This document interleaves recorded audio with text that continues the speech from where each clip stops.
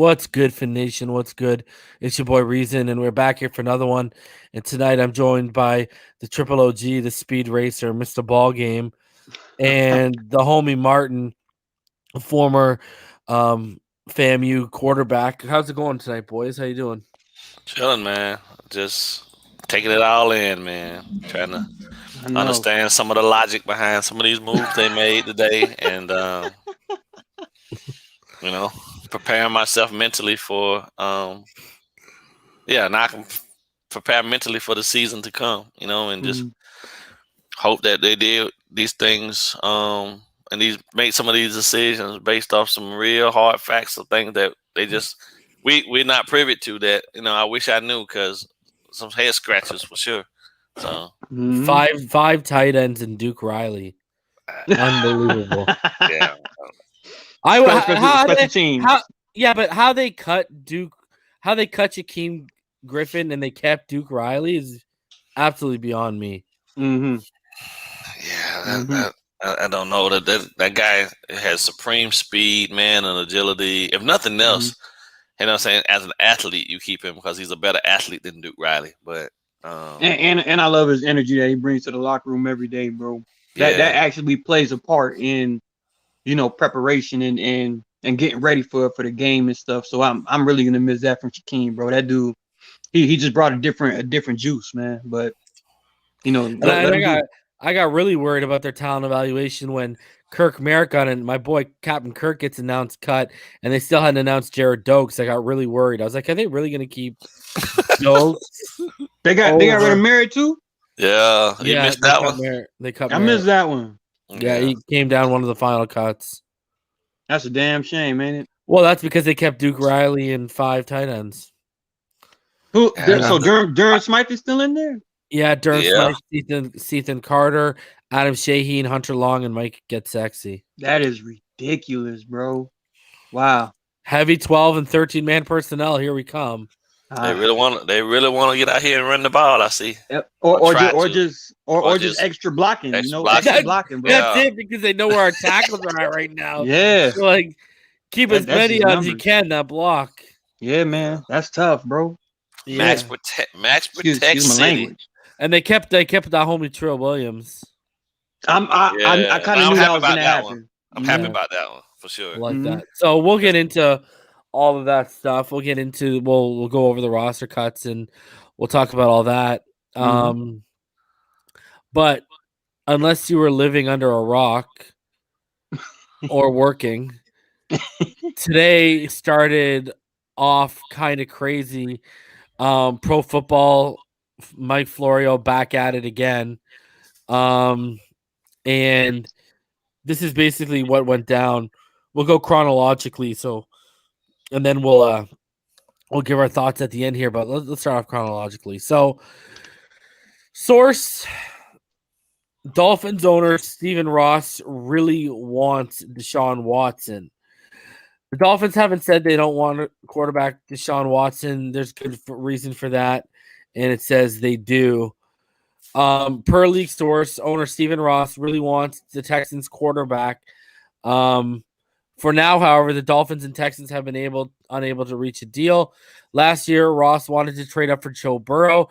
The Bengals refused any and all offers. Miami made for the first overall pick in the draft. The Dolphins settled for Tua Tagovailoa. Look at the wording. With settled with the fifth overall selection. In doing Hater. so, they left Justin Herbert on the board. With Watson, a shortlist franchise quarterback Ross has long coveted, now available, Ross wants to get him. The Texans, however, continue to have unrealistic expectations. They reportedly want 3 first-round picks and a pair of second-round picks.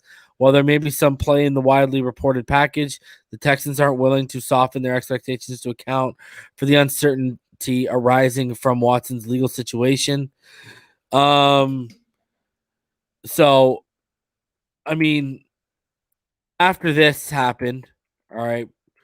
Well, not too long after it happened, but then Barry Jackson went ahead and he tweeted out this.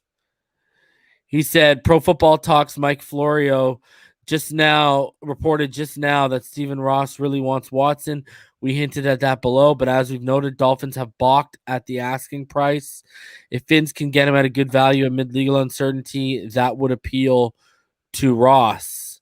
Then, right after that, Barry Jackson, not too long after, said the Dolphins, the Watson stuff gets crazier and crazier. On the same day, Dolphins deny Pro Football Talk report that Ross really wants Watson, because then the team came out and they denied any and all Stephen Ross wanting a new quarterback, right? Obviously, which surprised a lot of people that they even came out and said that.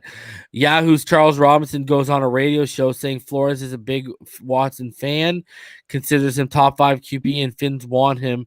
Enough already. Let's have a Watson talk hiatus for now. And that was all big right after, in terms of Charles Robinson going on.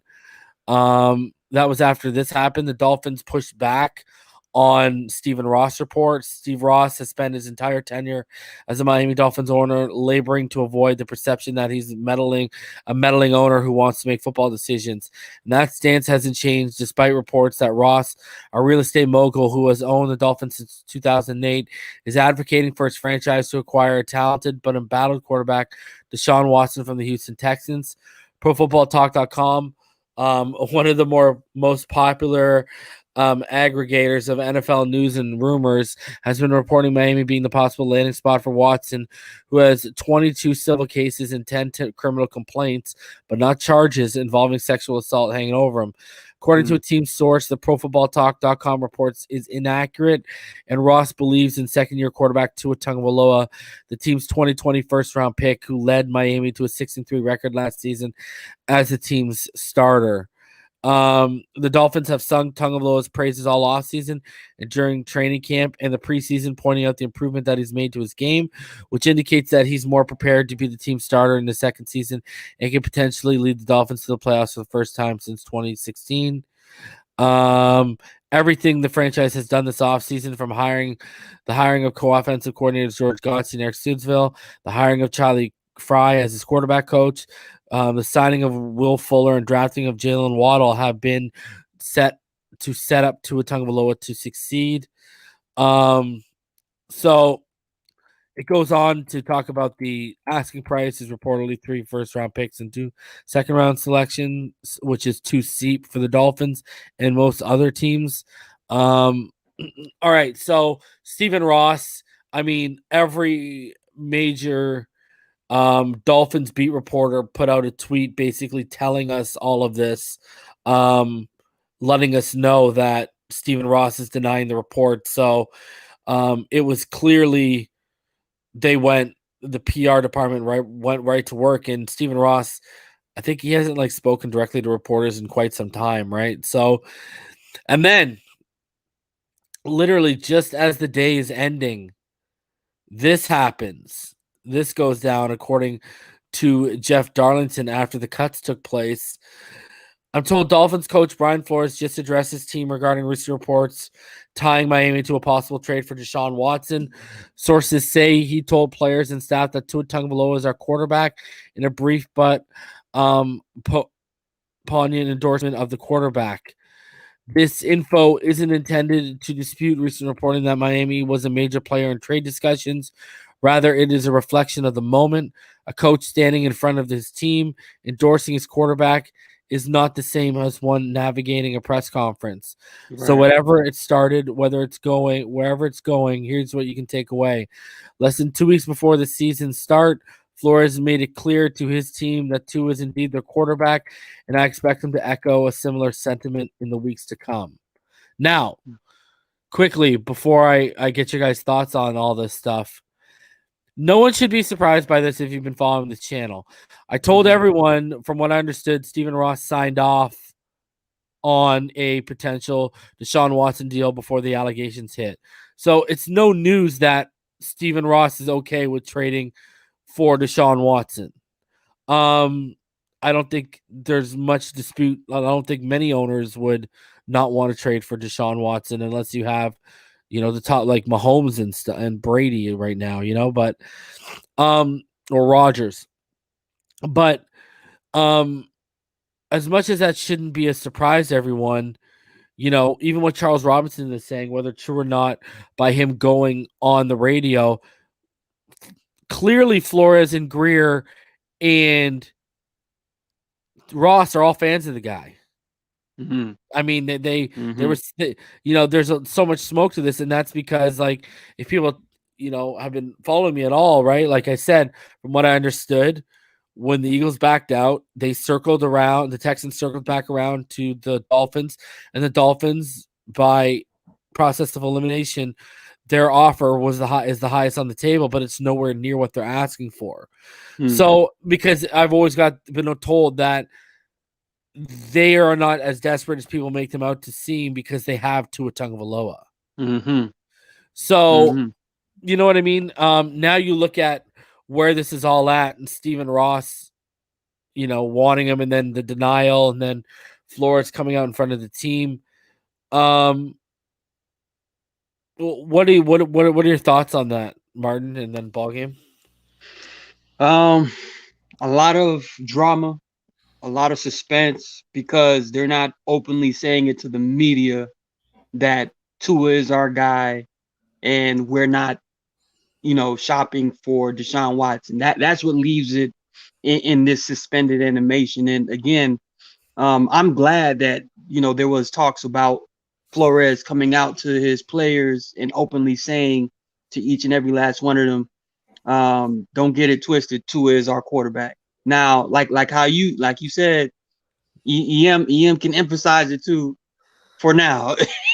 like that delayed pause, and then for now. But for him to say that, right, I think it actually is reassuring for Tua as a guy that doesn't pay too much attention to what goes on as far as business wise, but he's constantly trying to keep himself prepared for whatever comes next, including game by game situations and preparation. So when Tua hears something like that, Tua, you're our quarterback, I think it kind of gives him like a boost, like a sense of being boost of, all right, now I got to really go out and practice harder and prepare harder. I like this, man. I like what they're doing, but I don't like this constant back and forth of, do we need Deshaun? Do we not need Deshaun? Do we need Deshaun? It's kind of, it's wearing out, man. We're kind of getting tired of it, but again, this is all into his hands now, bro, and I just believe that kid's gonna make it happen for us. Yeah, I think at this point, Flores is left with a decision, much like most coaches, right? I mean, you can't fault the man to some degree can't fault any of them for wanting to maximize every position on the team. I think what it comes down to me is that this thing could have been done a lot differently in terms of being up front. And I think maybe to some degree they might have had some conversations behind the scene with Tua so that nobody's in a uproar about what's transpiring, because it's a business at the end of the day. So as long as you take that into consideration and you keep that on the forefront, you have to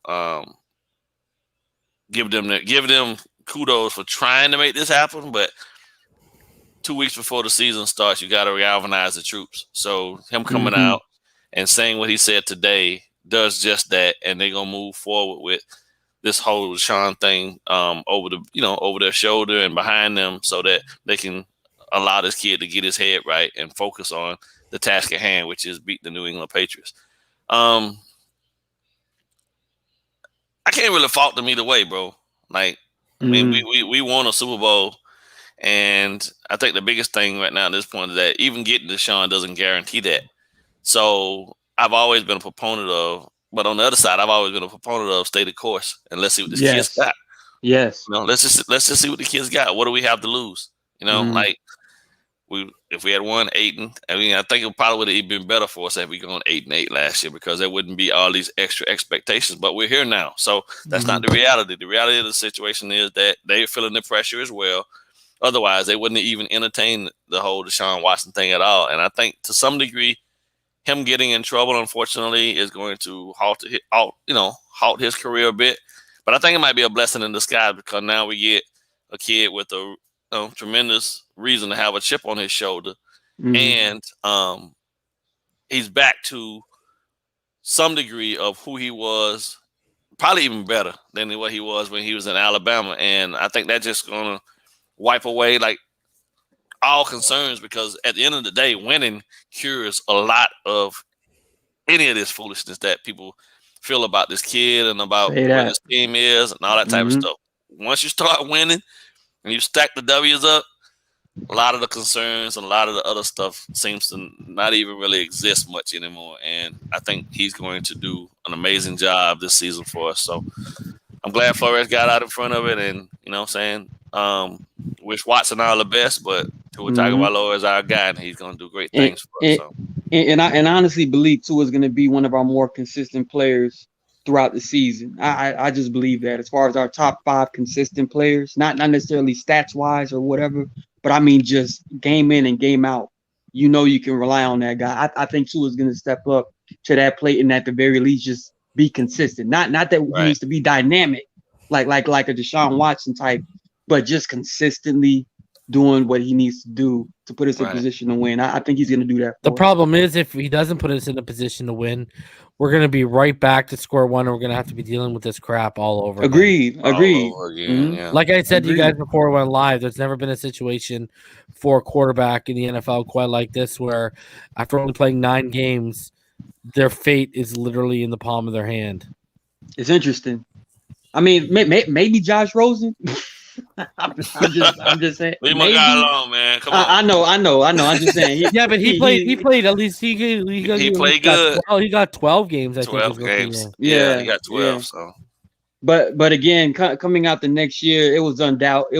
And here's the thing: Kyler Murray. Rosen was full health. Tua was not full health. That too. Yeah. Right.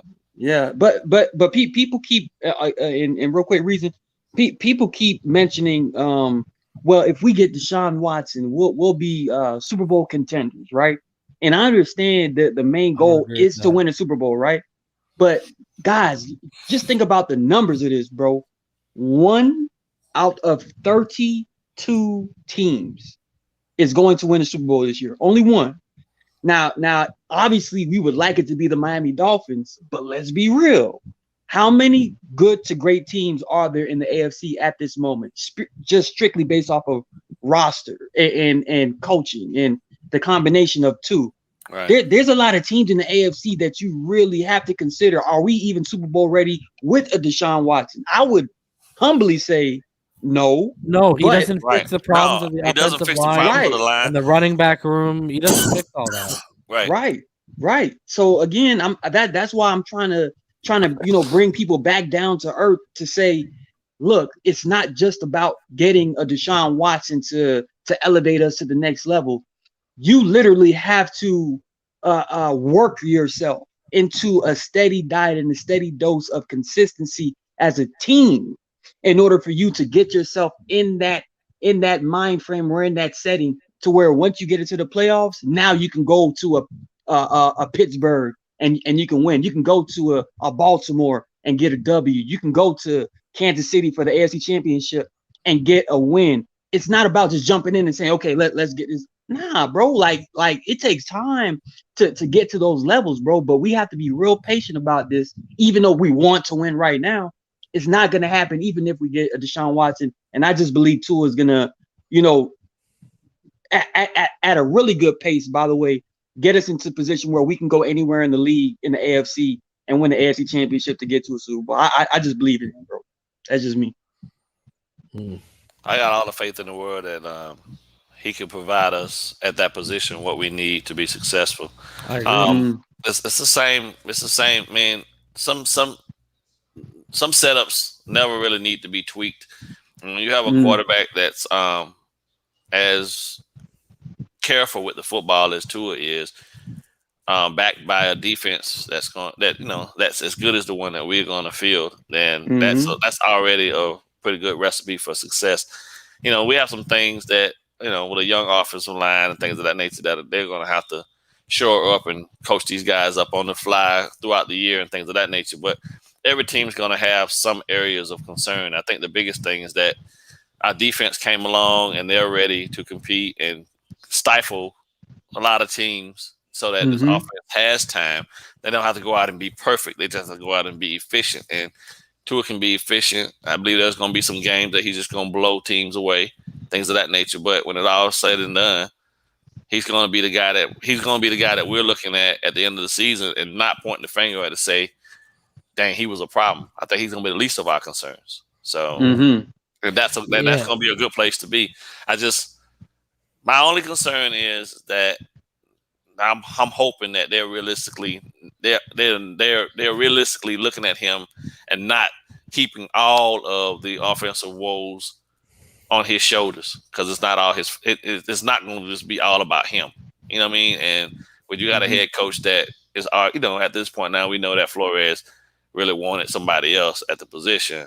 That's not a fair place to put this kid at, because I know he's going to go out there and he's going to give us everything he's got and more. To win. So yeah, I don't think Tua or Watson are winning a Super Bowl with where the rest of this offense is at right now. Right. Like, I mean, one or the other could be the difference between a divisional round appearance and a wild card exit. Sure, I could give you that, but I don't think either one's getting to the Super Bowl right now with, I mean, go look at Brad Johnson and the Buccaneers, Buccaneers when they had a great defense. That offense could still run the ball very, very well. And Mike Allstott.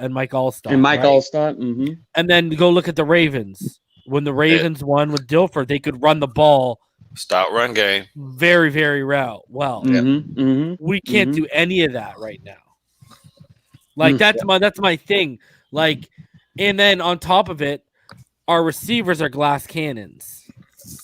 Yeah. I mean, that's just what it is. I mean, until they, like, how many of them, when you actually go through our top four, and I'm not including Waddle in that because I'm just talking about like Preston, Wilson, and then Parker and Fuller. How many of them have played a full season?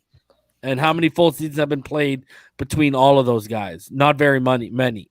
Right. I know. So, and then Waddle, I mean, he had 2 healthy seasons and then he got hurt last year. But, this is my whole thing. Like, you look around Tua, and even if Watson was there, I mean, do we have a lineman as good as Laremy Tunsil? No. People forget Logan made the point when he last went to the playoffs. They had the 4th best defense in the NFL. But they look at they had D-Hop. We don't have a D-Hop. As much as the good receivers we have, we don't have a D-Hop. They also had a better running game than what we have right now. So I just can't. I think there's too many other variables around the quarterback position. Like, the quarterback position isn't what needs upgrading. It's the tackles positions need upgrading, and we need a true alpha stud number 1 running back leading the way. If you get me those 2 tackles and you get me that running back and 2 ain't cutting it, then okay, let's see what Watson could do there. Right. And again, with back to Watson, like he even in that Kansas City game, right, when he was up 24-0 against Kansas City in Arrowhead, like, he was playing extremely well, but people fail to realize, Kansas City is explosive and they were just a better team overall, but for you to score 51 straight points, that means not only did the offense completely stall out, but the quarterback failed to get back in a rhythm, galvanize. Right. So as much as we want to throw, the flowers and roses at Deshaun, because I'm still a Deshaun Watson fan, bro. Like, this guy can play. His game's not perfect. But it's not perfect. He still has so much room to grow outside of his physical attributes that people need to understand that, bro. And again, can a better coaching staff help that out? Maybe. But when you have Bill O'Brien in the room as far as a coach, forget about Bill O'Brien.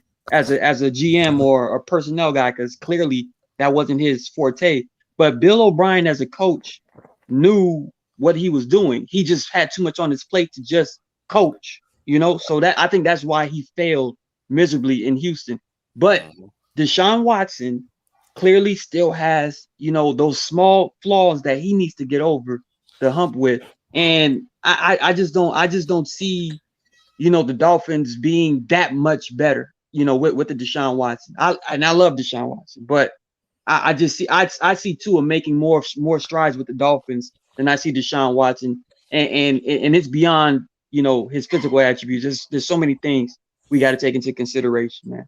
I said all along, right? I thought that at this point now, with them winning 10 games last year, they'd have to win at least 12 for everybody to be 100% comfortable with where this team is in their projection. I mean, in this path of rebuilding, and watching Tua in this preseason, and in the off season prior to them starting preseason and training camp and things, it gave me confidence that those 2 games that they would need to get up and to get the 12, he can win them 2 by himself, I believe. Right? I think so. Yeah. I think that much of what he did last year in that New England game, where he, when Bill took the pass away and he was able to score 2 touchdowns on his own, with his legs 100% healthy. Shit, even if he's only 95% healthy now at this point, that's a whole lot more. That's a whole lot more opportunities for Tua to be special, man. That I don't know if people are factoring in, but I factored it in to get us to 12 wins.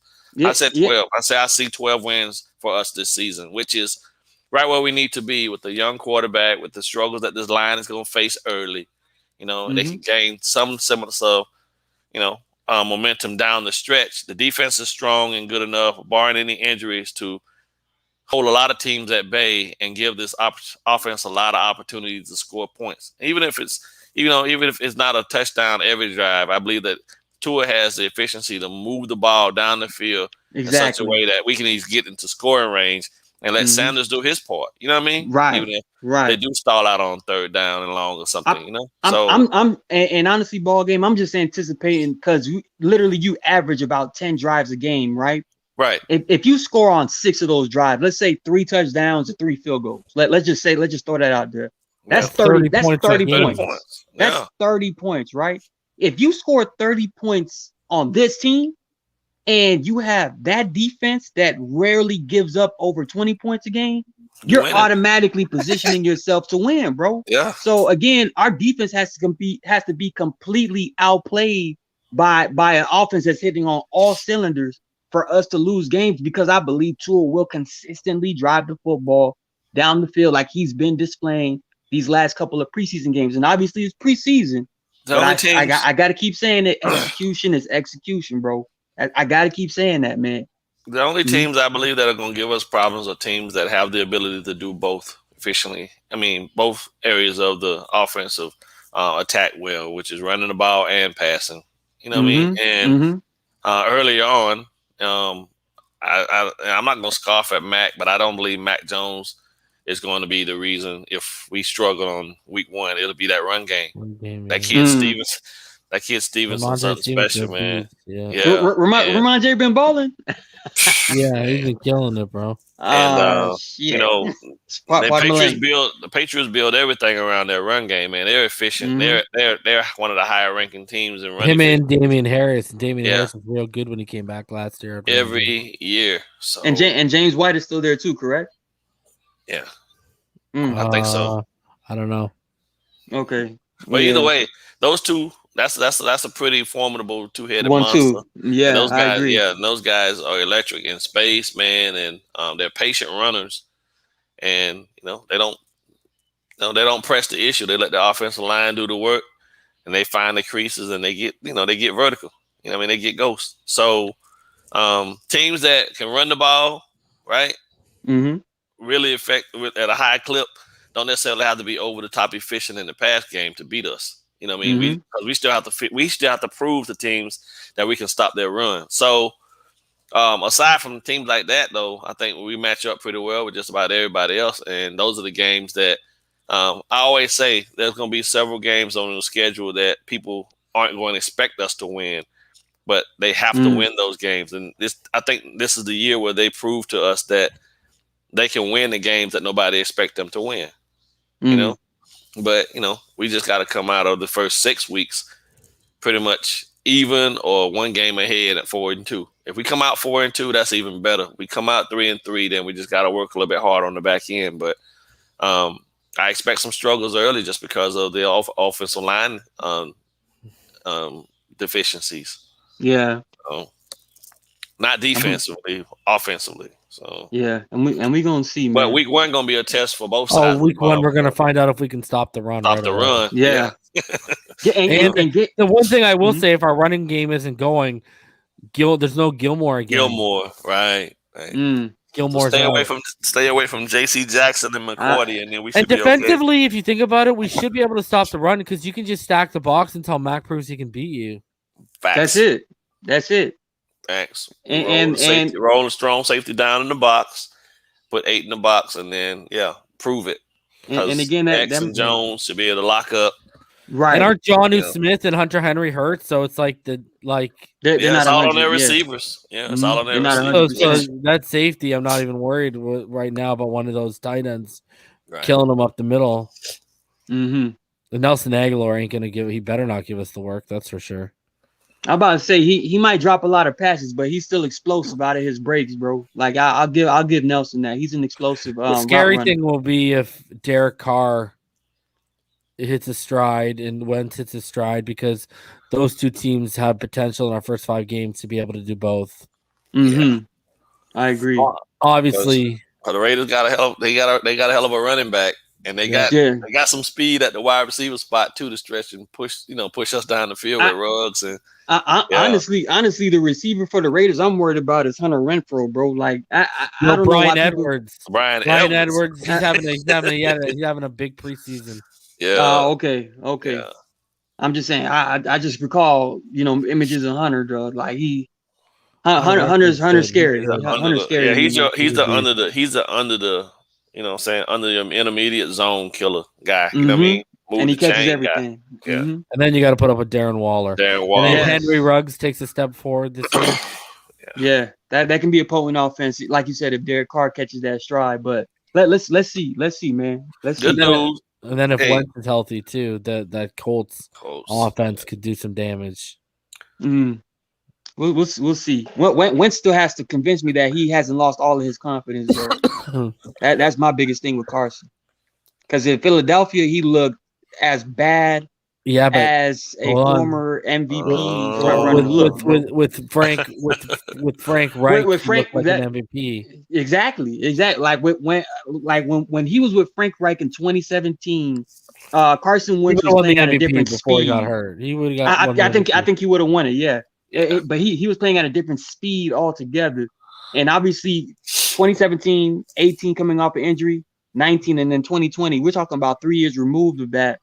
We haven't seen any sign of that yet. And maybe Frank Reich can rekindle and re-spark that. I hope not. But it has to come from within Carson Wentz. That's why I said I still don't believe in that confidence till I see it, because he looked as bad as you can look in his exodus from Philly as I've ever seen. So let's see how he recovers, bro. Let's see how he recovers. And he's still better than Jalen Hurts. Mark, I know you've played for coaches, man, that, no matter how much they try to motivate you or how much they try to talk to you, it's on you. You just didn't get the feel from this guy like you wanted to really put it all on the line for them. But I think Frank Reich, man, is one of them dudes, man, that just got he like the Wentz whisperer, bro. You know what I'm saying? I'm hoping I'm wrong about that shit, but man. Dude, I was told that Wentz hated Doug Peterson and all of them thought they were idiots and didn't know football. And the only one he ever really respected that came through there was Frank Reich. Yeah. There's people in the Philadelphia Eagles organization that believe he basically maneuvered his way to Indianapolis. Yep. That's interesting. But we gonna see. Yeah, it's coming. It's gonna be interesting the first 6 weeks, man. And then we're gonna see where Trevor Lawrence is at come week 6. Hey, you your heard boy those already reports? in trouble though. Well, which one? Who? The coach, Yeah, Urban yeah. Meyer.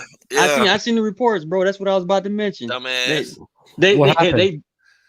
He out here saying in a report that a lot of their cuts had something to do with the guys being unvaccinated, and that's completely wrong. Wow. Yeah, like dumbass. He's basically on the college kind of coaching situation. Like he hasn't quite caught up to how the league operates when it comes to how players respond to coaches and how coaches respond to players. So And they NFLPA just is not with him right now. investigating it. Yeah, Mhm. they're investigating it right now. Any of those guys that got cut that were unvaccinated or their cuts. I don't know how they're gonna prove that, but like you don't go out and say that, you know what I'm saying, cuts for some of your cuts had to do with guys being unvaccinated. You just keep that shit hush hush and you keep it moving, you know?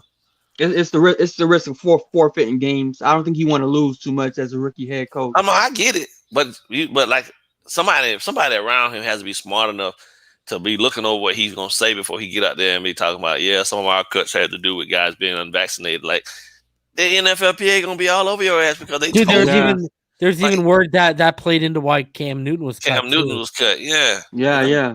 Mm-hmm. That's a shame. This is gonna be the But- new thing. They're gonna be investigating that type of stuff. Mm-hmm. Biggest shocker, man. Biggest shocker of the week, man. Benadryl McKinney, man. This shit. I hate to have to bring it up, bro, but it's still. It doesn't make any sense to me. And I know Flores loves Landon Roberts. I get it. Yeah, but Landon Roberts isn't as instinctual as McKinney. No, he's not, bro. And he's just a hellraiser. That's what Landon Roberts is. And you knew it better not smart. have been any surprise to anyone what he did in coverage. Okay, we all knew what we were getting in coverage. So true. I don't know. And every report, like whether it was joint practice or camp or during the Bears game, for example, he looked good. Right. It sounded like he was doing his job. I don't know, man. Did Landon Roberts really lay that big of a hit on Salvin Ahmed? the decleater. Yeah, remember last year when Bobby decleated Kalen Balaj, he Shang Tsung'd him. His soul was mine. And then he was done. He was off the squad, right? Like Landon, looks like he did that, bro. Oh my goodness, bro! And just to hear that he had to take a jog around the field, bro. That's like classic high school. High school shit, bro. Like man, I think I hit him that hard. Run them laps, man. Until I get tired. Yeah. Nah, but I still wish we had McKinney, man, just because we knew what we were getting as a run stopper, bro. And that's what we kind of needed the first 3 weeks. We talk about the Patriots, the Bills with Josh Allen and with his mobility, and obviously the Raiders with Jacobs. I'm like, yo, man, if we could, like y'all said, if we can't stop the run, Roberts, and it's not like a Landon Roberts is any good in coverage. I mean, who are we lying? He's to? not. He's not. Yeah, that's true. Can you believe Kalen Balaj just made the Steelers roster? How did that happen? I'm still getting over the fact that your boy Josh Rosen made a roster. No, I'm not. He's smart. They're gonna keep giving him opportunities, bro. Like, I mean, I don't even want to play the race card, but like that son of you, it is what it is. He know it too. Shit, he ain't try to say it. As long as he's healthy, you know what I mean? They ain't asking much of him. He take the minimum. He gonna be on the roster. Just and wait his time out. I actually like Rosen behind the Matt Ryan, to be honest, bro. Because Rosen just needs to sit down and learn, bro. Just stay quiet, put your head down, and learn how to be a pro. Nah, I don't think Josh is ever gonna be. He's never going to want to be a pro. No, not that he ain't gonna want to be a pro, but like, man, he lost a lot, bro, when he had that surgery, man. That's what's up. And he was never the same, man. So, and then for him to be as effective as he's gonna need to be the guy for someone, he would have needed his elite arm strength back, bro. I mean, he doesn't have the athleticism and Mm-hmm. The way that the league is moving, man, he's gonna become a relic, bro. Like, I'm sorry, So Mm-hmm. love Daddy him to death, Dean, though. That's my guy, man. But like, I like him. I like Roby. Daddy Dean donated $4.99 and he said, Martin, my daughter just got a full ride to FAMU That's vet what's up. program and Tally. Go Rattlers. oh, that's That's what's what's up. up. Yeah, man. Yeah, man. If God anything damn. that FAMU does well is they pre-med, that's one of the best in the country. That's one of the best in the country, man. So shout out, man. Pharmacy, Proud of her. I don't know her, but pharmacy I'm proud of school, her. pharmacy Mm-hmm. school, top 3 in the nation, man. Yeah, Yeah. yeah, man. It's legit. Mm-hmm. 5, 6, 7. Man, the Steelers kept 10 linebackers, bro. Wow. That's crazy. We They kept got 8. they got Marcus Allen, Devin Bush, Ulysses Gilbert, Alex Highsmith, Melvin Mm-hmm. Ingram, Buddy Johnson, Jameer Jones, Miles Killebrew, Joe Sherbert, who they got from The Jacksonville, Jaguars. Mm-hmm. yeah, and Robert Spillane and T.J. Watt. Mm-hmm. I think Wow. Buddy Johnson gonna have a hell of a year for the Steelers as a rookie, bro. Yeah, man. I like Buddy. And Texas Balaj A&M. made the roster. It's crazy. Everybody shot about that. Well, let's talk about Out of someone the else world. who made the roster, but for us, Jakeem Grant. Jakeem Wow. Grant he restructured Wow. he restructured his money today, but this goes without saying that Barry Jackson and a few others confirmed what I've been telling all y'all all along. Dolphins explored trading Jakeem Grant, but ultimately kept him on a restructured deal per source. Going a little bit deeper into that deal itself, here is what the Sun Sentinel had to say. Jakeem Grant will continue returning kicks and punts for the Dolphins in 2021. The Dolphins receiver and return specialist was not among the Dolphins cut on Tuesday because he and the team agreed on a restructured contract to keep Miami, a league source told the South Florida Sun Sentinel.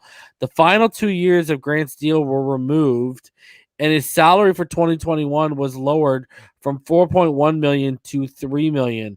The new contract makes him an unrestricted free agent next offseason. The restructured deal comes after the Dolphins shopped him around in trade talks to no avail in recent months. Grant has 5 return touchdowns in 5 seasons in Miami, 3 punt returns and 2 on kickoffs. He has accumulated 2,160 kick return yards and 919 punt return yards in that time. And then it goes into how bad he was of a receiver. So, and from what I understand with the contract, from what JoeyShotz said today, he can earn up to $3 million. So it's actually not like fully guaranteed for him and Incentives. stuff like that. Mm-hmm. Yeah, but I mean, now we've got confirmation. They were trying to shop him and they couldn't move him. Wow. And now he has restructured his contract and he's staying, and yet add him to the list of guys like Preston Wilson, Preston Williams, Albert Wilson, Devontae Parker, and Will Fuller, guys who might be gone at the end of the season, whether they're on doing their last hurrah or their contracts are about to expire. So that's now up to 5 of our 7 guys, other than Jalen and Mac Hollins, could be gone next year. And yet Malcolm Perry was released today, and as was Kirk Merritt. That's so sad. I'm not so over the top concerned about Perry, but the Merritt one kind of that was a shock because you got to stay young at the position, and the guy went through all of the stuff that he went through from last season. You know what I mean? And then worked his way back to be pretty good this off season, and then they cut him. I know they can probably try to hope that they can bring him back for the practice squad, but I don't know. I mean, I'm looking at the list now. I was thinking to myself that there was gonna be some nice young receivers out there that was gonna get cut, but I don't see it. So he might. Yeah, I don't know how they gonna bring him back. Somebody. I think a team's gonna pick him up, bro. Like they clearly seen what he can do. If we traded Jakeem Grant, Kurt Merritt would have definitely been on the team. That was the shocker of the day, to be honest. McKinney was shocking. Kurt Merritt was more shocking. Like that took me aback, bro. He deserved to be on the roster. Mm-hmm. Yo, ball game. Are you away from your headset? Oh, my bad. Yeah, I had it down a little. I mean, there we go. My bad. Yeah. Yeah. I'm like keeping. We'll get into the cuts here, but keeping a guy like Duke Riley, keeping it 5 tight ends. You know what I mean? I know. JLTT $5. Hey, reason do you think the Patriots week 1 are going to try and attack us underneath through the linebackers with short passes? Well, their game is really short and rhythmic passing, but they're going to attack us with the run. We're going to have to prove we can stop them. Stop the run. Yeah, in the trenches, and if we can't, they'll just feast on us through that. Mm-hmm. So, all right, let's get into some of the cuts today. We'll go over the list for everyone here. So, Larnell Coleman was put on injured reserve because he actually needs surgery. Stash him. Damn. And he wouldn't have made the team anyways, apparently. Right. Okay, so released, different than waived, obviously, because they're veterans. Josh Harvey Clemens, Cravon LeBlanc, Bernardrick McKinney, Adam Pankey, Matt Skura, and Cameron Tom. Waived, right? Guys who now have to go through waivers.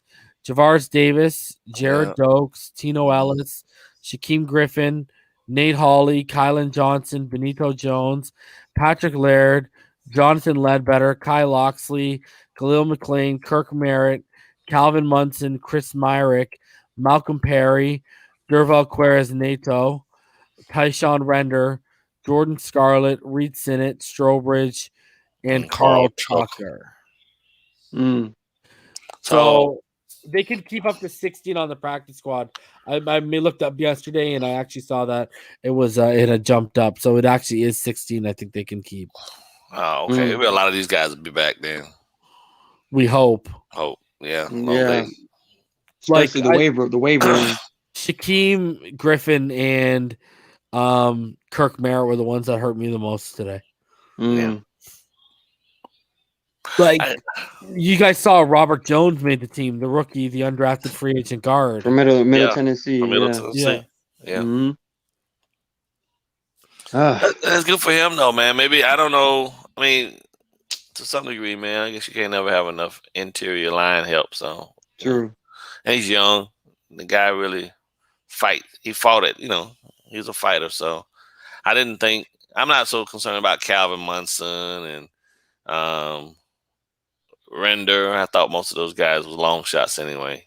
And Khalil McLean, didn't know, other than his size, but you got a guy like that already with Matt, with Hollins and whatnot, and Kyle Loxley. None of those guys really flashed. So, were you guys surprised Jamal Perry made it again? Yes, somewhat. Yes, because I didn't even think they was gonna keep them in the DBs. To be honest with you, like. I thought that they had ample enough to be able to move around through the positions and have depth and guys that can do multiple things. So maybe it's special teams related, Yeah, they kept 7 corners alone. Yeah, and Fedulum was still on this team, which is another shocking one. Definitely didn't see that one coming.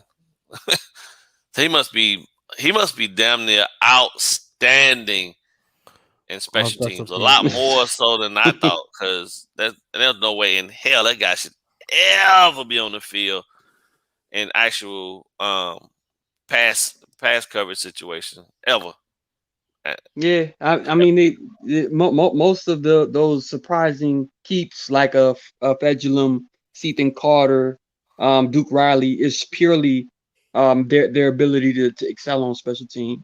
Anything else is like, well, they gave Carter guaranteed money, so I kind of figured he was going to be around. But I thought Durham Smythe was going to get the axe though for sure. Yes, but even with Sethan is actually very, very good on special teams, bro. Right. as a And he can play protector fullback. and a tackler. Yeah. And he can play H-back. Yes. Mm-hmm.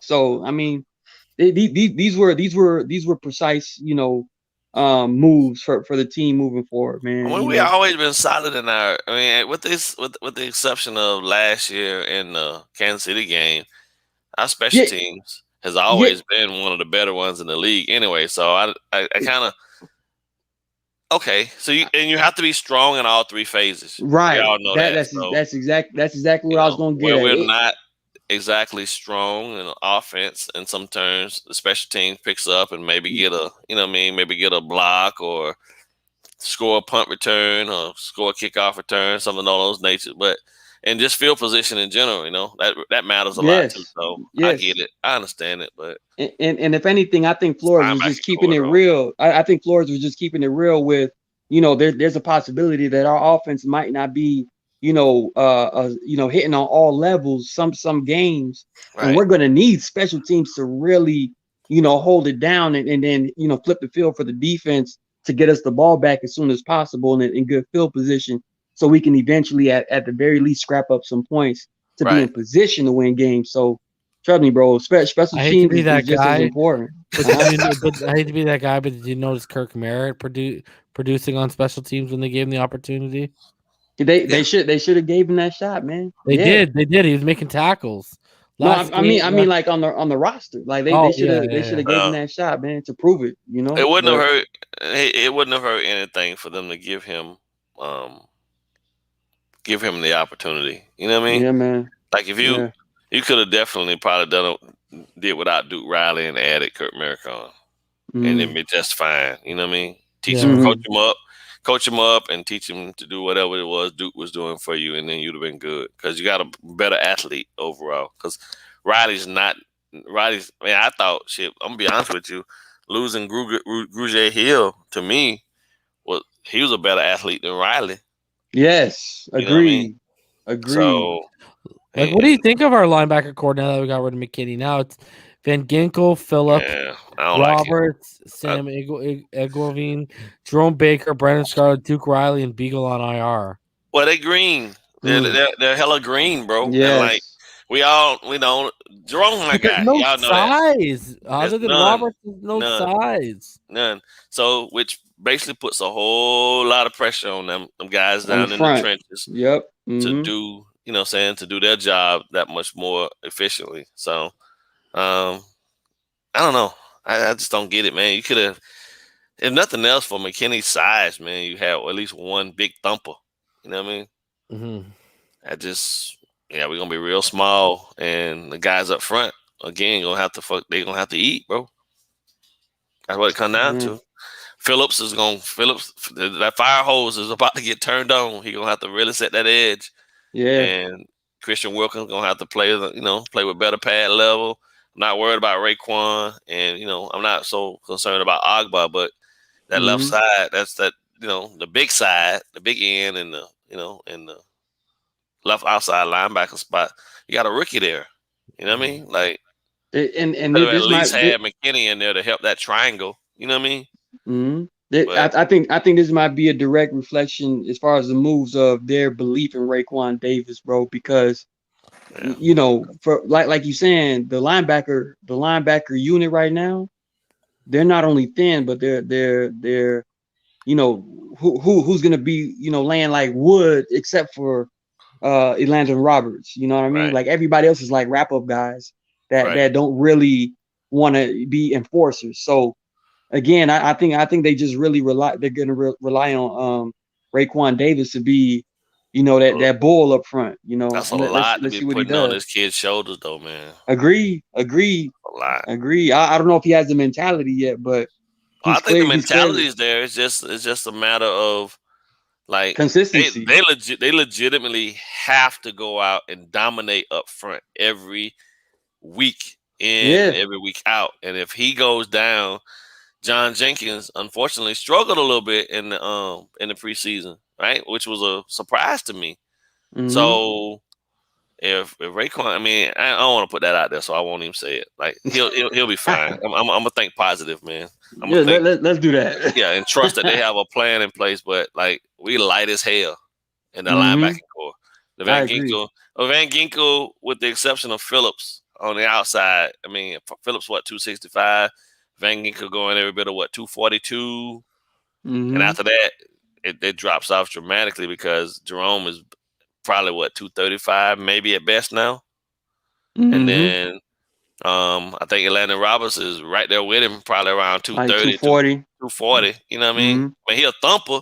Yeah. But shit, man. How much as well as I do? How much can one guy that win that light take that type of pounding in a full? I mean, but honestly, Landon last year before he got injured, bro, he was making some hits last year. I was like, ooh, I'm glad we got him. But he'll be a CTE candidate, man. The way that dude hit, and he don't care. He'll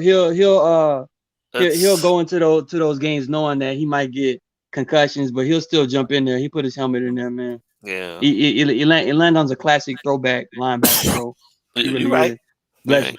And he's a Flores guy too, so that's probably that's the one thing McKinney didn't have working. He didn't have working in his favor. Once Robert showed that he was healthy, that might have been it. That might have been it, man.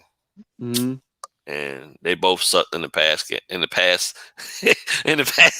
So it's like I'd rather go to war with the devil I know than the one I don't. You know what I mean? Yeah. I understand those situations. Yeah, I understand, man. And I'm starting to see like there's the name of the Cowboys linebacker is kind of swirling around Miami.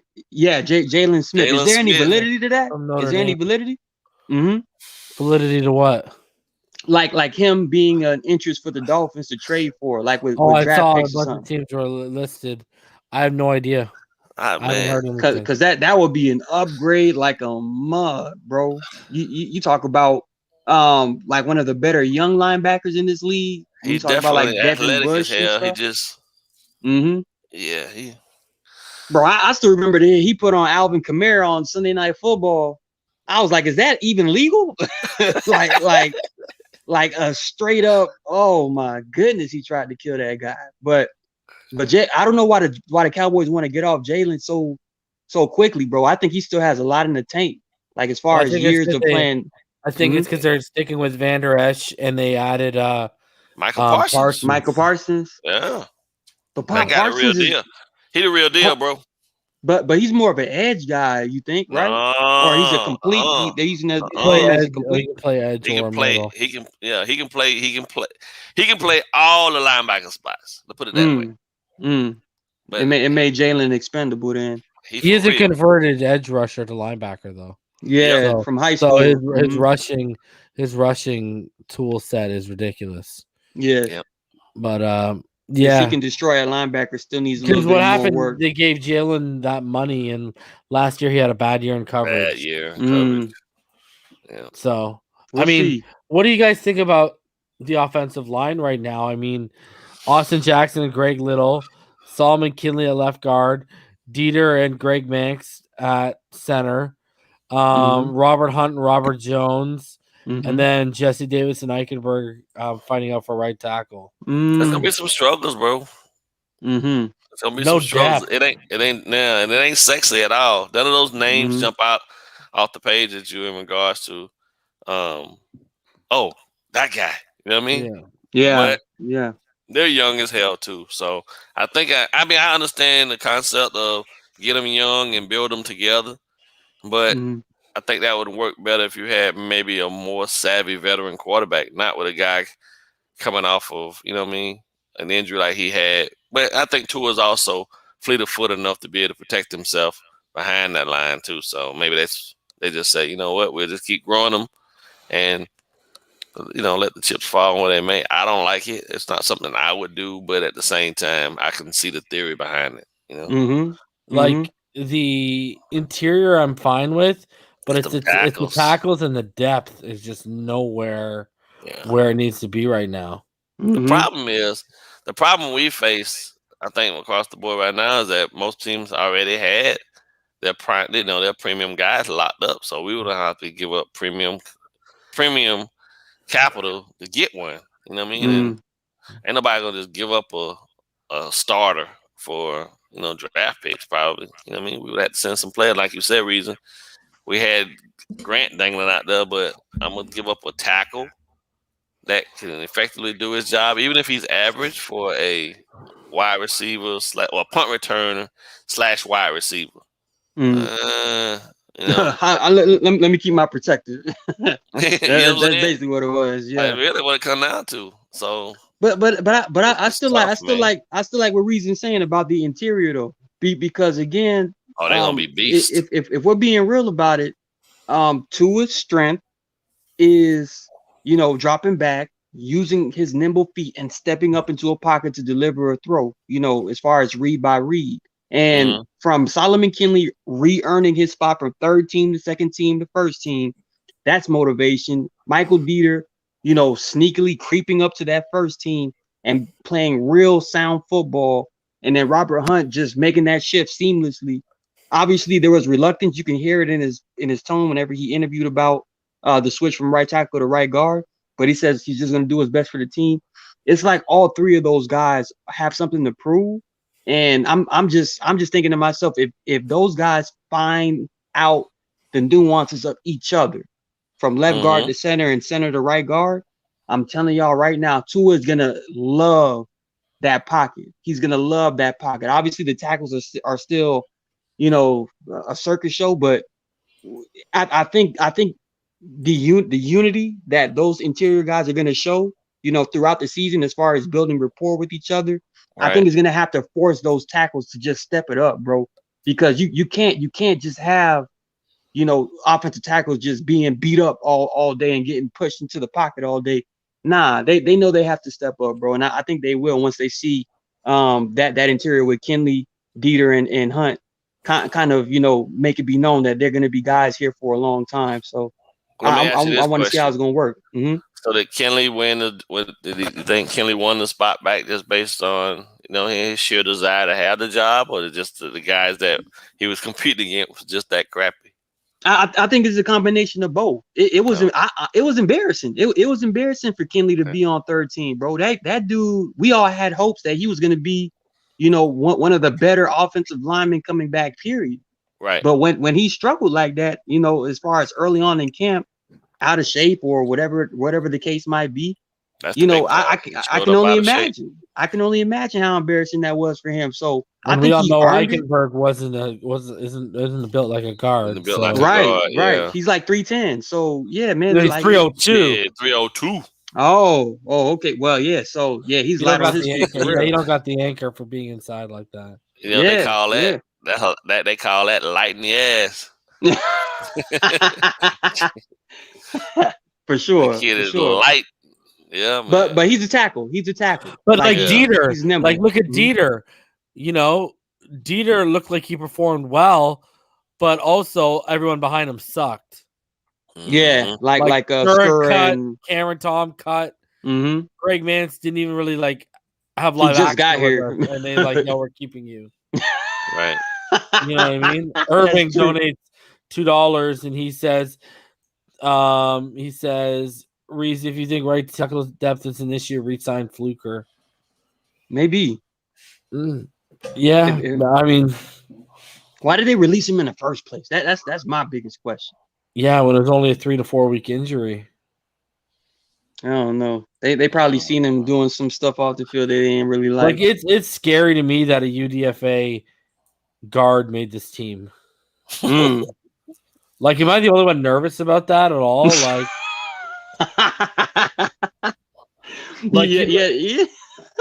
Like, hey, we've seen better good in the preseason, but like we've seen better success stories. We had a UDFA now as our best, number 3 top corner on the team. So true, but Nick Needham, but a guard, yeah. Hey man, being out there on that island ain't easy, and he proved that too. I mean, but everyone got injured in front of Needham and forced into the front. This guy legitimately made it a second string. Like, what was it? Marshall Yonder undrafted, the guard from the Baltimore Ravens. Yeah. I mean, not saying that Robert Jones is gonna be that, but it's possible, we never know. Man. Yeah, we never know how these guys pan out. Right. You just look at it right now, you just know, it's a little concerning. But. Like, look at will the real Slim Shady please stand up between Austin Jackson and Greg Little? Like, it's that Spider-Man meme. They're just looking at each other and pointing at each other. Like, they are literally the same exact person, except we drafted one. I just, oh man, can't argue it. Jesse Davis is like a walking time bomb with whatever's going on in his leg. I know. Like, you know what's crazy? Mm-hmm. Liam Eichenberg looked better in his live action at right tackle than Austin Jackson has all preseason. Wow. In my opinion, that's scary. Austin Jackson was really good prior to that injury from last year, bro. Like, he came out on fire, dog. And then I give you good. He wasn't really good, but he played better than I assumed he was going to play. That's for a rookie, he was solid, you know. Yeah. But again, once that injury came and he came back after that, that was it, bro. We lost all 18th overall pick in him, bro. He's looking like a day 3 guy right now, bro. But I don't know, man. I mean, so they keep 5 tight ends, so there's going to be a lot of 12, 13-man personnel. Yeah, they keep 7 receivers. They did last year. I think he won't be on that a lot. He won't be in on a lot of that 12 personnel though, because he can't block worth the shit. So, that's another thing, right? If the injuries pile up with the glass cannons at receiver, that's just going to mean more opportunities for Kentucky. Yeah. Which means you're gonna have to pay him and have to pay him or figure out what. I think they're gonna transition if the wide receivers start falling like how we anticipate them to by injury. I think we're gonna start seeing that transition into 2 or 3 tight end sets, bro, where Jasicki's gonna be out wide and we're just gonna be intermediate. Yeah, that's boring football though. I agree. But if our weapons are just falling like flies, bro, I mean, what do you do? What do you do? Let's just hope we never get. Let's hope we never get to that shit again, because that was ugly last year. I know. And again, I hope we catch up as far as the receivers that sat out the entire preseason. Albert Wilson, DVP. Preston Williams, he got those couple reps in the last game, but I hope they just catch up to speed, bro, because we need those guys to make a lot of plays early on in this season, bro. I don't worry about vets so much, man. I just worry about them staying healthy as opposed to picking up the offense. You know what I'm saying? Like, okay, I think Albert Wilson gonna be fine. I think he's gonna be a staple for us early, and. We got to see what we're going to have in Fuller once he comes back, because he's the one that's had the least amount of time with Tua. But he's a professional, too. He just got to figure out them hamstrings, man. I don't know. I mean, dude should have somebody stretching him out 24/7. You know what I mean? Yeah. And up his water intake, man, and start eating a bunch of bananas and change his diet, bro. How you always having all these hamstring issues, man? Too tight. It's been recurring for every single year he's been in the league. You would assume they would have gotten him a specialist that's strictly focused on that. Yeah. That's why you get paid. You have to take care of yourself, bro. Yeah, exactly. But I don't know, man. Everybody's different. Tell you guys right now. Did you see who got cut by the Detroit Lions today? Nah, who? The right tackle Tyrell Crosby. What? He started 11 games last year for them at right tackle. Yeah. And he was a 5th-round pick last year as well. Bro, I might be buying that one. Put in a waiver claim for that. I think they're looking into it, man. By Thursday. They cut Tavia too. Mm-hmm. Dude, there's a lot of surprising cuts today. What's his face? Desmond Trufant got cut. Wow. Devontae Freeman got cut from New Orleans. Yeah. What's his face?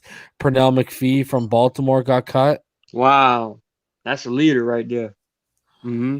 Yeah, even Daz Newsome got cut by Chicago. I kind of saw that happening because of his early injury in camp, some type of collarbone injury or something like that.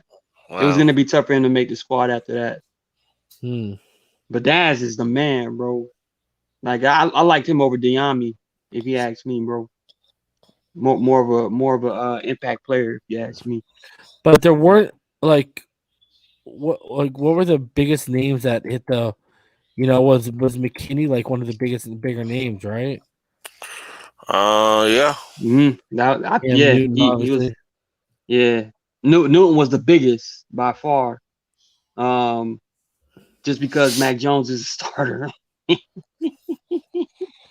But outside of Newton, McKinney was a big name, and yeah, I would say McPhee.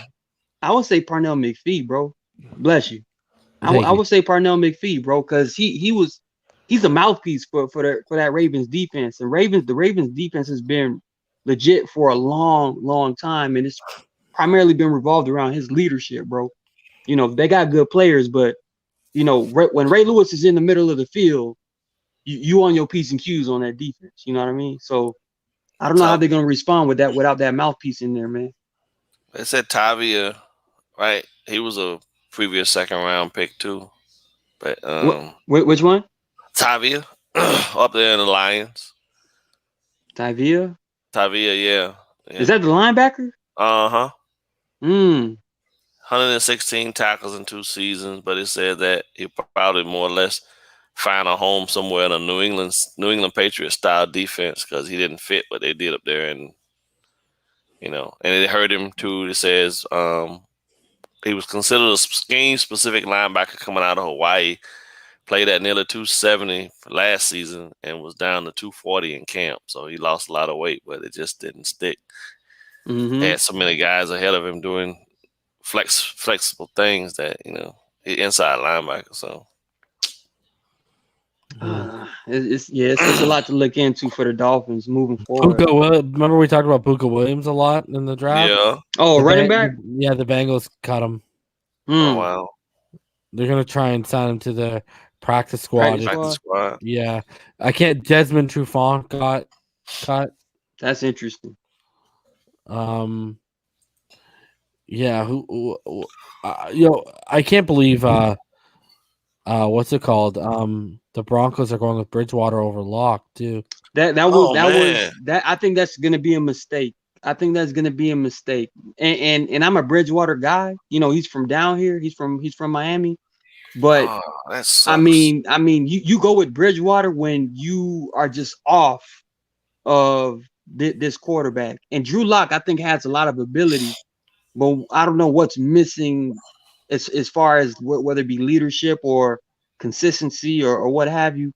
But I don't, if I was the Broncos, I would have went with Drew Lock, man, over Bridgewater. But they got something else in store, whether it be a solid defense and just a manageable offense. Maybe let's see what's going to happen. But Drew Lock was my guy, as far as who to start. They lost Joseph Osai for a while, huh? Oh, did they? Oh, the Bengals? Yeah, with a knee injury. Yeah. And then let me see who else they waived in here. Jacquez Patrick, the running back. Oh, yeah. John Brown got cut? Puka Williams, like you said earlier. John Brown asked for his release. Asked for a release. Yeah. And they gave it to him. Guys, I'd be in on that. John Brown on Tyrell Crosby. Oh, okay, yeah. Bringing another tackle. Why not, man? We need help. We really do. It's obvious. It's evident.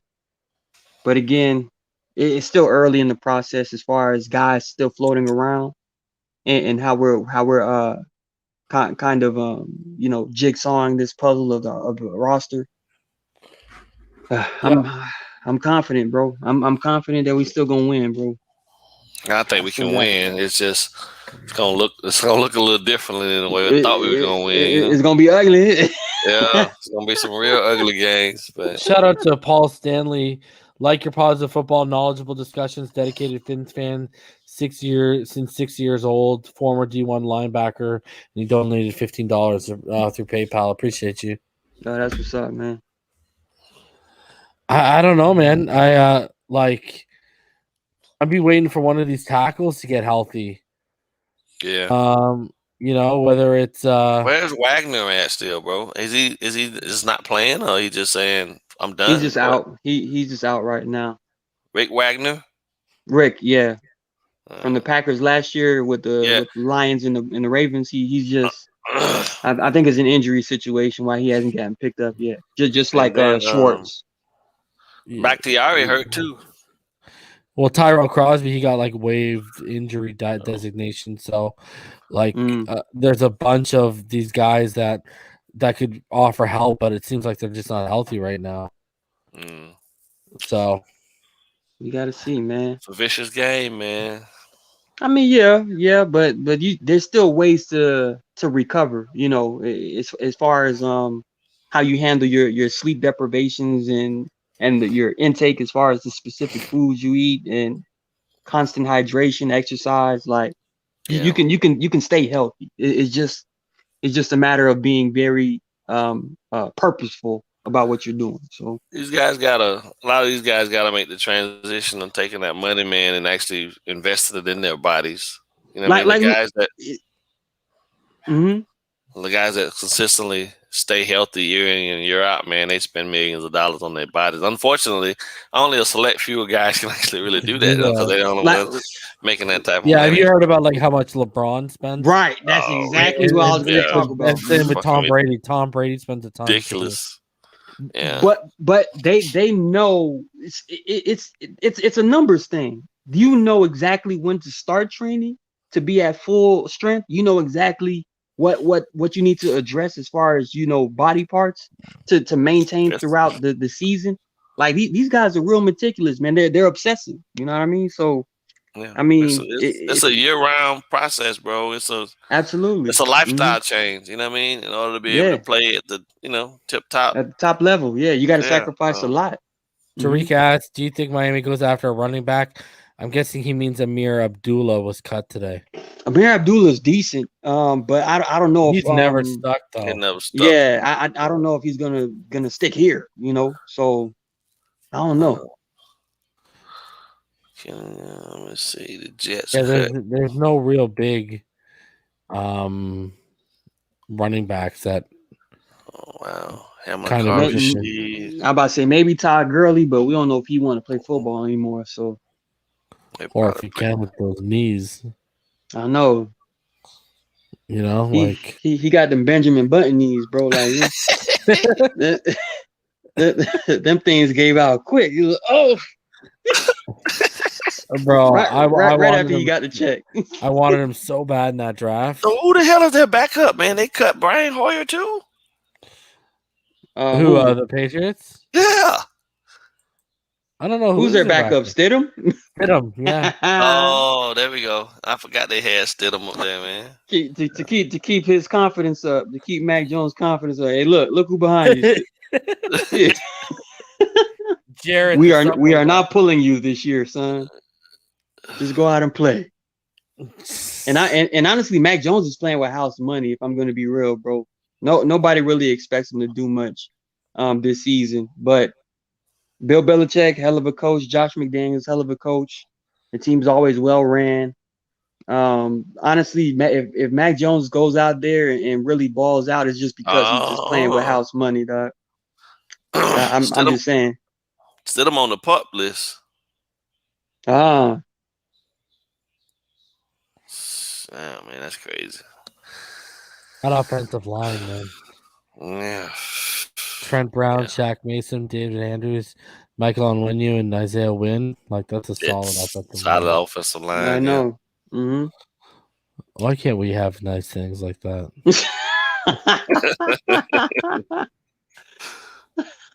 Like I can already see us breaking down the all-22. There's Jackson in his lap again. There's Davis on skates. Shout out to Omar Kelly. Yeah. You know what I mean? I already see where this is going. Damn, bro. I don't know. But even so, what are the defensive fronts that were going up against the first 5-6 weeks of the season? Are they legit threats outside of New England clearly they revamped their defense. Buffalo has a good defense. The Raiders decent. Indianapolis Colts, they got a pretty good front with DeForest Buckner and Darius Leonard. And they drafted Quiddy Pay. And they got Quiddy Pay coming off the edge. And then the Buccaneers just look like they about to destroy everybody in the front. They just retooled, man. They don't have they have the least amount of stuff to get right, bro. They just got to go back and fix what didn't work from last year and just build on top of it.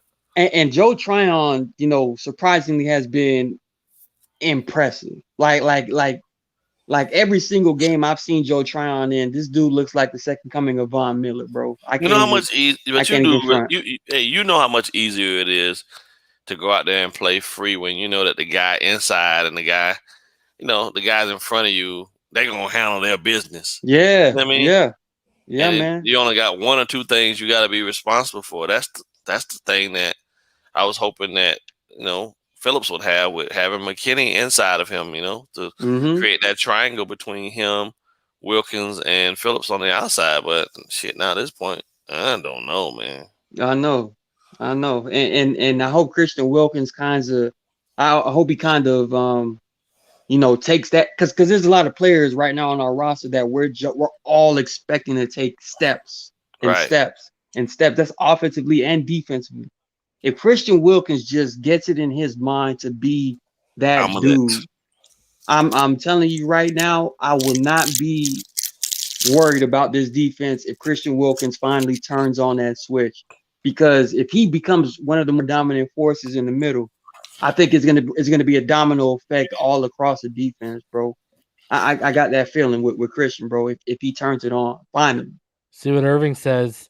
Remember how I was really high on Joe Tryon, right? And he went to I actually think I had him going to the Bucks in one of my 2 mocks too, if I remember correctly. I think so, yeah. And he said, "Bro, your boy Joe Tryon's been incredible. Have you seen him? He's been absolutely monstrous. I don't know if you guys had a chance to watch him." Yeah. Like I said, the second coming he was all over the place, bro.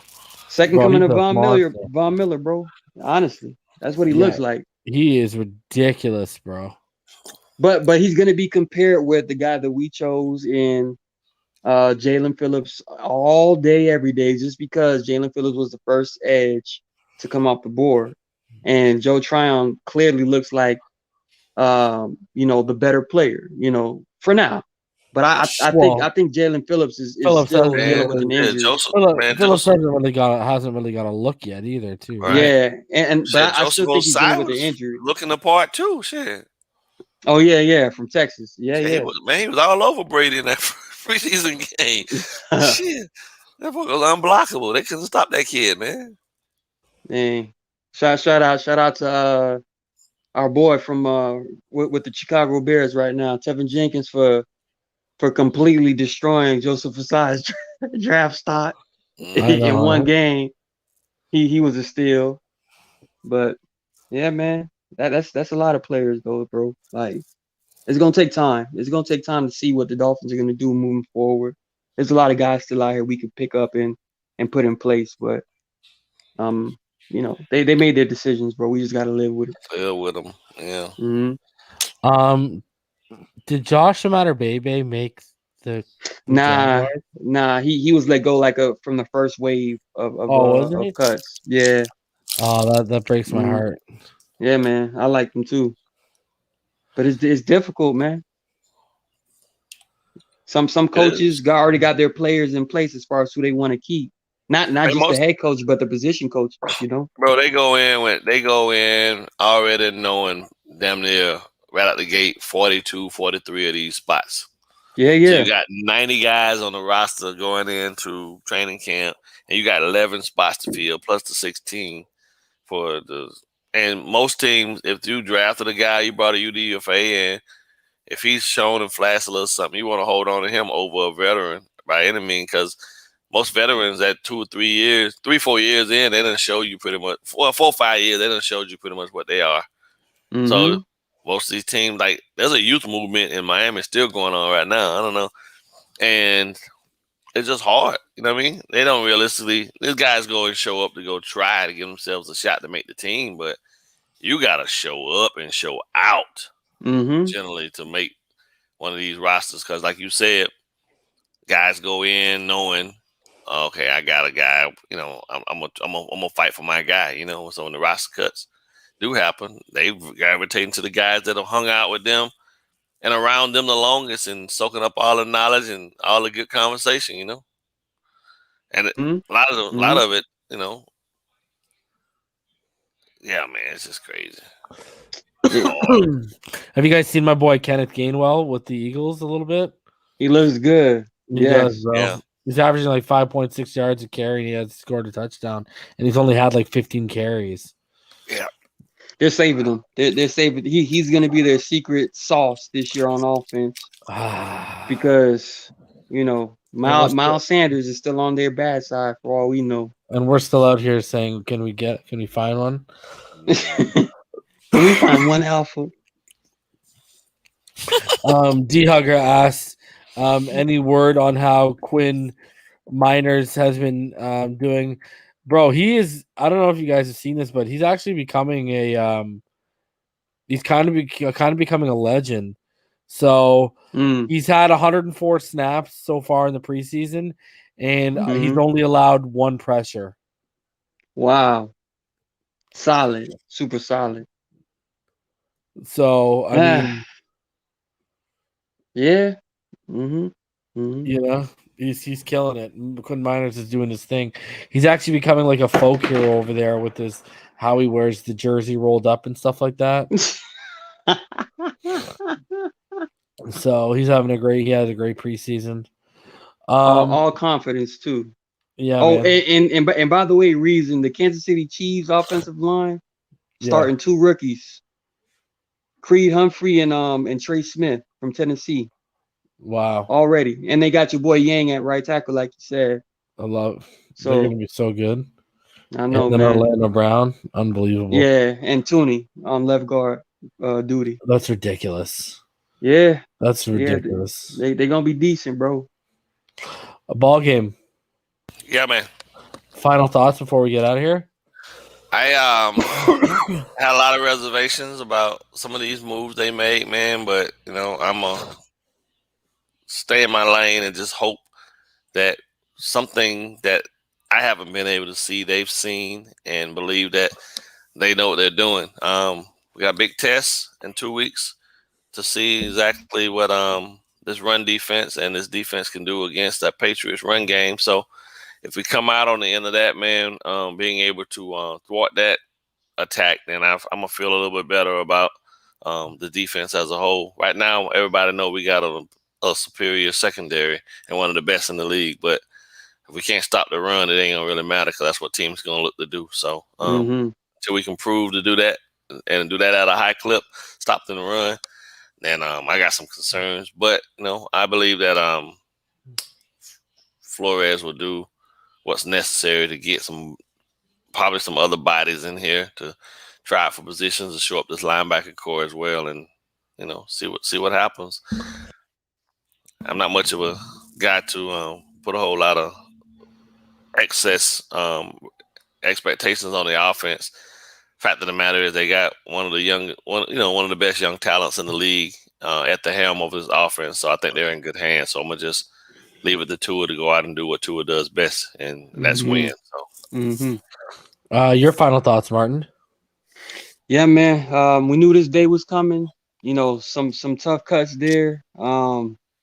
But the roster's set. They made the decision. They're sticking with them, and we just gotta go all in with them, man. We gotta trust and believe that Greer, Flores, and company.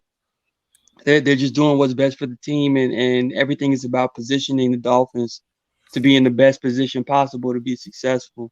And I just always constantly harp on whoever's on the team is on the team, and obviously we would have liked to see Kurt Merritt get this opportunity. We would have liked to see Bernardrick McKinney stay on the roster just to have a reassurance. But they're constantly there, and we're just here trying to figure out what they're seeing on a daily basis. So we just have to trust and believe that they're doing exactly what they need to do. They're doing exactly what they're paid to do, and that just put the best team and the best product out there for us to watch. So, we'll see what's gonna happen, man. We'll see what's gonna happen come week 1.